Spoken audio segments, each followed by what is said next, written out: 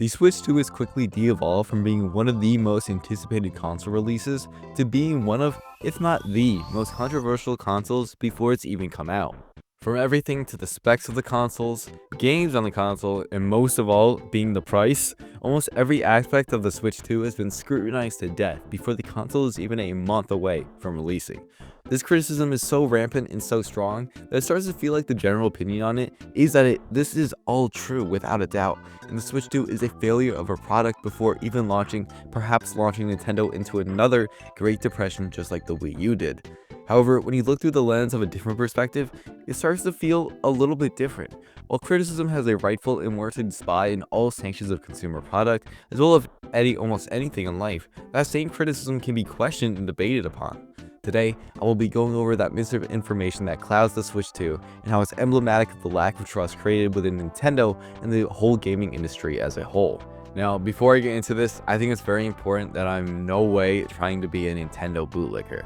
I know so many people blindly defend companies, whether it be Nintendo, other companies like Tesla, and many more, that just don't deserve that rightful and devout protection when they don't even care about their consumers that much. If you feel like I am, please watch the entire video, and I promise you your mind will be changed. I have loved Nintendo since before I could even talk, yet that doesn't mean they aren't unworthy of criticism or backlash, and a lot of what they're receiving is totally valid.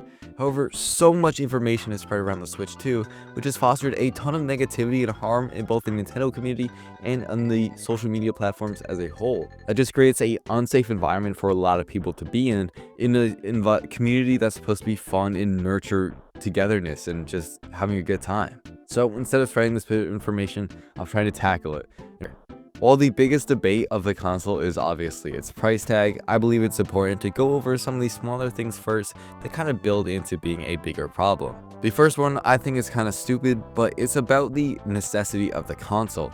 Obviously, the Switch 1 was basically around 8 years old by the time the Switch 2 will come out, and that is a pretty long lifespan for the console. That makes it Nintendo's biggest gap between big home console releases, so you could say that already this console was kind of in need. The Switch 1 was already way behind graphically when it came out, and in 2025 it looks like terrible compared to the PS5 and Xbox Series X. Not that graphics are everything, but it is a big deal when third-party companies can't port their games over to your console because it can't graphically support it, and if it does, it looks so much worse than the other two versions. I believe that the importance of graphics are extremely overblown and not as important as everyone says. However, when it starts to derail your company because third-party games can't come to it, just like the Wii U did back in 2012, it starts to become sort of a problem. Like if you look at Fortnite on the Nintendo Switch, it just does not run well. As someone who has probably over 100 hours on it, very much embarrassingly so, it just isn't a great experience, and if it wasn't for my friends playing it, I probably wouldn't have touched it a single time. Releasing the Switch 2 with big graphical enhancements allows Nintendo to receive better and stronger third-party support than ever before.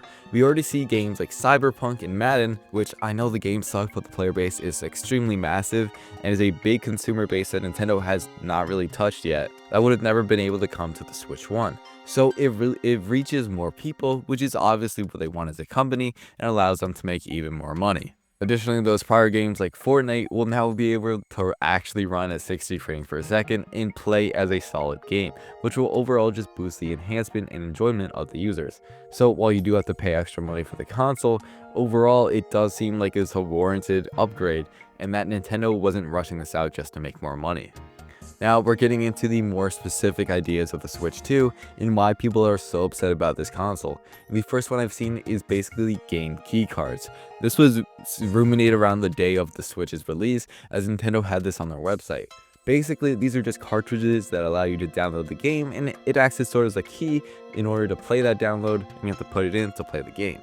While this seems scary as on the surface, it is just a direct replacement of physical games.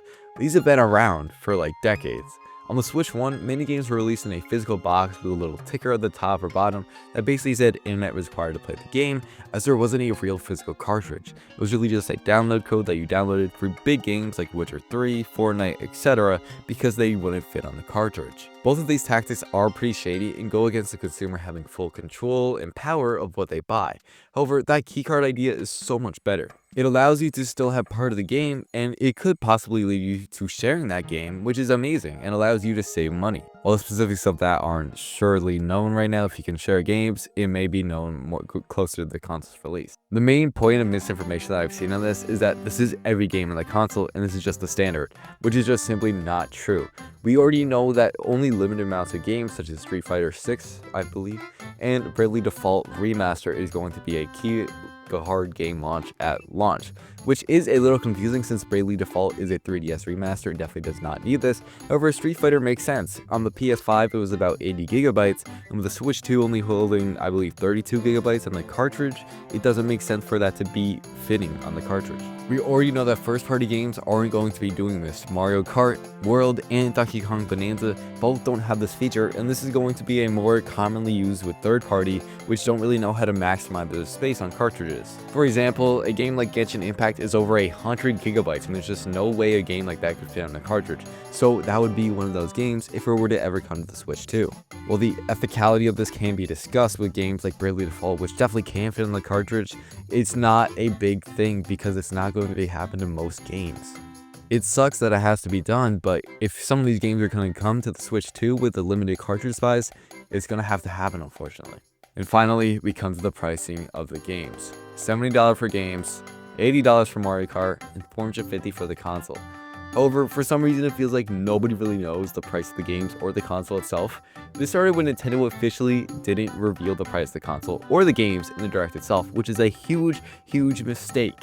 This led people to believe to have to scavenge for information on various sites across different regions, which led to so many problems.